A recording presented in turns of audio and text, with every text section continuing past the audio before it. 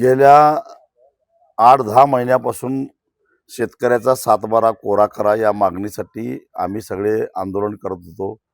मंत्र्यांच्या सभेमध्ये घुसणं, त्यांना जाब विचारणं, अधिकाऱ्यांना घेराव घालणं, असंच या अशा पद्धतीनं आंदोलन केल्यामुळं अनेक कार्यकर्त्यांच्यावर गुन्हे दाखल झालेले आहेत आणि त्यातून नागपूरचं ते आंदोलन उभं राहिलं. जवळजवळ 25,000 ते 30,000 शेतकरी त्या ठिकाणी 2-3 दिवस ठाण बांधून बसलेले होते. पोलिसांना चकवा देण्यासाठी अचानक आंदोलन पुकारल्यामुळं तिथं आम्हाला काही व्यवस्था करता आली नाही आणि उघड्यावर शेतकरी 2 दिवस बसून राहिले. पाऊस पडत होता, चिखल झालेला होता.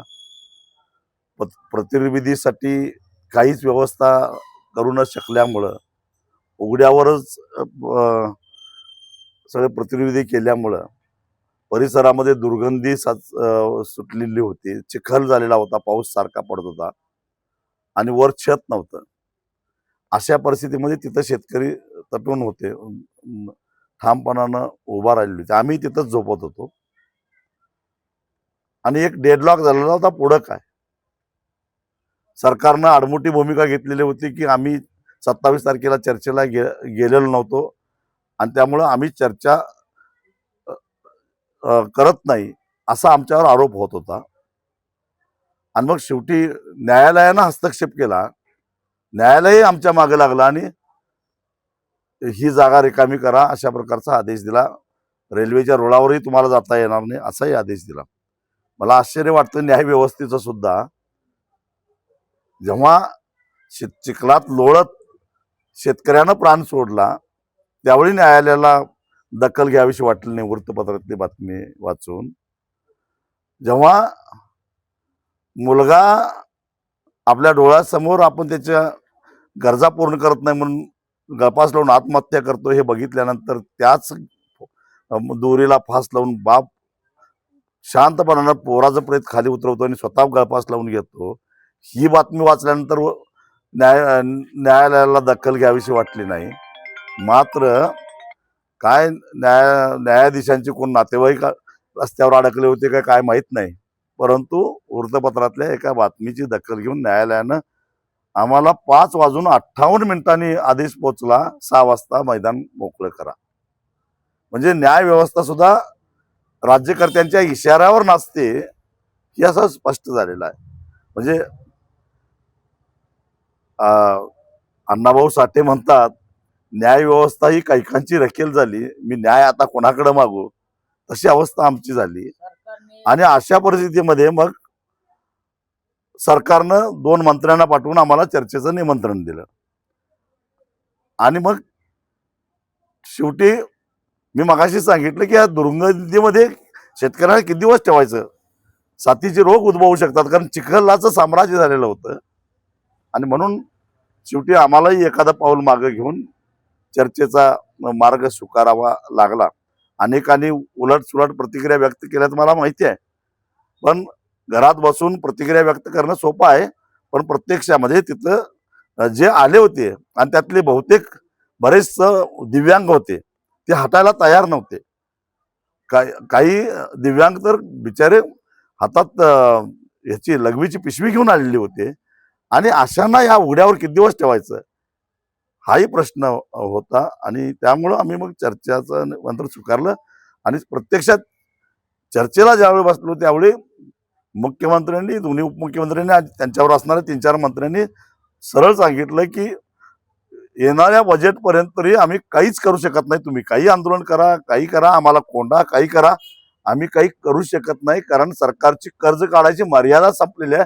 आता आम्हाला 1 रुपया कुठं बाहेर मिळत नाही. आणि मग आम्ही करणार काय. आम्ही म्हणत होतो 31 मार्चच्या आत शेतकऱ्याचा सातबारा कोरा करा. आणि मग बरीच वादळी चर्चा 2-2.5 तास झाल्यानंतर मग सरकारनं शेवटी आम्हाला 30 जूनपर्यंत मुदत द्या, 30 जूनपर्यंत आम्ही येणाऱ्या बजेटमधने काही तरतूद करून पैशाची व्यवस्था करतो. 30 जून 2025 ला जे शेतकरी थकीत होते, खरं तर आमचा लढा होता तो कर्जबाजारी होऊन बँकेच्या तगाद्याला त्रासून आत्महत्या करणाऱ्या शेतकऱ्यांना वाचवण्यासाठी आमचा लढा होता. आणि त्यामुळं आम्ही सरकारकडून पहिल्यांदा हमी घेतली की 30 जून 2025ला म्हणजे मागच्या गेल्या 2 महिन्यापूर्वी जे थकीत गेलेले आहेत त्यांच्या पाठीमागे कुठल्याही बँकेनं वसुलीसाठी तगादा लावता कामा नये, त्यांना त्रास देता कामा नये याची हमी सरकारनं घ्यावी. आणि यदा कदाचित बँकेनं सरकारचंही नाही ऐकलं तर कायदा हातात घेऊन आम्ही त्या बँकेच्या अधिकाऱ्यांना झोडपून काढू सोडणार नाही. कारण सरकारनं आता 30 जूनपर्यंत आम्ही ते कर्ज संपवतो अशी हमी घेतली. साधारणपणे 30 जून 2025 अखेर जे थकीत शेतकरी होते ते स्टेट बँकर्स कमिटीच्या अहवालानुसार 30,000 कोटी रुपयाचं ते थकीत कर्ज आहे आणि त्याची जबाबदारी सरकारनं घेतली आहे.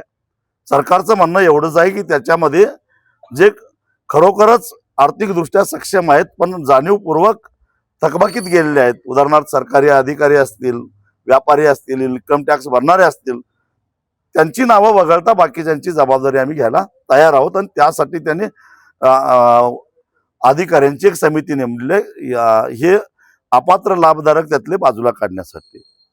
आणि त्याचा अहवाल त्यांना एप्रिलपर्यंत येणार आहे. तो कमिटी आणि त्या कमिटीशी आम्हाला काय देणं घेणं नाही. पण 30 जूनच्या आत जर का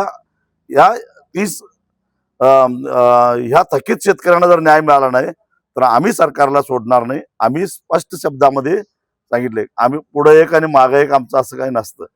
आम्ही स्पष्ट सांगितलं की आता फक्त तहसीलदार आणि कलेक्टरच्या गाड्या फुटल्यात, मंत्र्यांनी आपल्या गाड्या सुरक्षित आहेत असं समजायचं काही कारण नाही. सरकारच्या वतीने तुम्ही आंदोलन केल्यामुळे तुमच्यासह अनेक शेतकरी नेत्यांवरती गुन्हे दाखल केले. बघा, आंदोलन केलं म्हटल्यानंतर गुन्हे दाखल होणारच. प्रमुख आरोपी आम्हीच आहोत आणि बाकीचे 2,500 शेतकरी ते आहेत ते अज्ञात आहेत. म्हणजे आम्ही जे काही 15-20 लोक आहोत त्यांच्यावरच गुन्हे दाखल होणार आणि आमची त्याच्याबद्दल काही तक्रार नाही. आम्ही कोर्टासमोर जाऊ आणि कोर्टाला सांगू आम्ही का आंदोलन केलं ते.